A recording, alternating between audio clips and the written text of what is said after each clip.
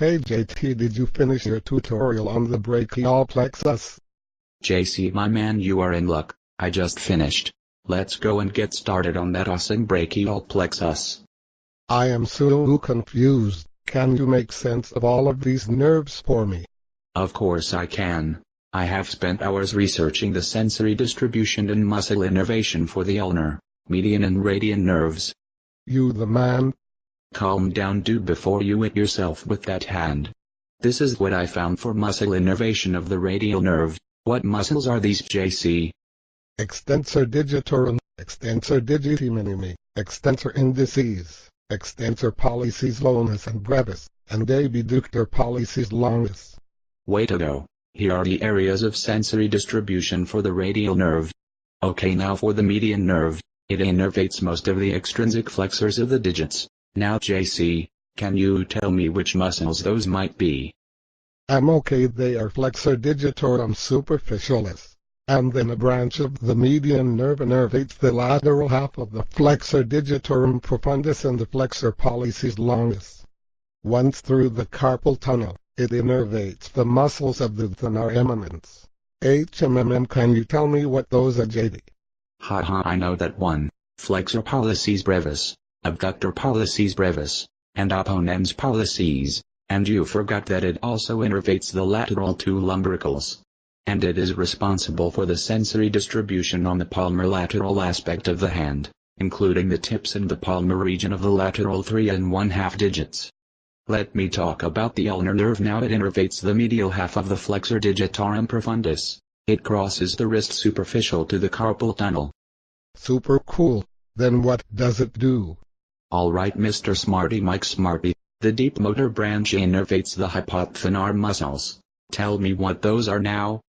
Flexor digiti minimi, abductor digiti minimi, opponens digiti minimi and palmaris brevis, and the medial two lumbricals. It continues laterally, deep in the hand, to innervate all palmar and dorsal interossae and the adductor pollicis. Phew. Alright, that's fair. Its sensory distribution is the ulnar border of the hand, including most of the skin of the ulnar 1 1/2 digits. What's next, Jim? That would be cubital tunnel syndrome. The ulnar nerve, on its way to the hand, travels through a tunnel in the elbow made of bone and ligaments. Can you tell me which bony structure, and what ligament or ligaments make up the cubital tunnel? Sure, Jim, that would be the posterior medial epicondyle of the humerus, the ulnar collateral ligament and the flexor carpi ulnaris muscle. Good for you, that's right. As the nerve runs through, it may become pinched, stretched, or inflamed, causing pain, weakness, tingling or numbness in the arm or hand. I remember the causes being repetitive injury, hormone levels, obesity, surgery, and various medical conditions, right? Absolutely, and it is treated with medication, surgery, physical therapy, rest, ice and elbow supports. Did you also do distal versus proximal entrapment and double crush injuries? I did. I was getting to it. Give me a minute. Carry on, my friend. Well, it is important to know the different symptoms that present for different locations along a nerve path.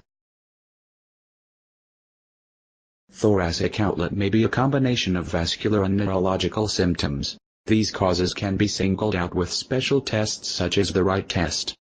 Wright test.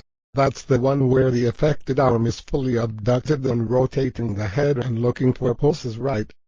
Good for you, JC, that's exactly right. Symptoms of cubital tunnel, however, are more likely to occur when the elbow is flexed, and symptoms can occur long after injury to the nerve. So a valgus stress applied to the elbow may reproduce symptoms, correct? By stretching the ulnar nerve. Right again. Good job. I remember carpal tunnel. That one is neurological and contractile components causing symptoms. Good for you. Right again. Now there is double crush syndrome. Do you know what that is, JC?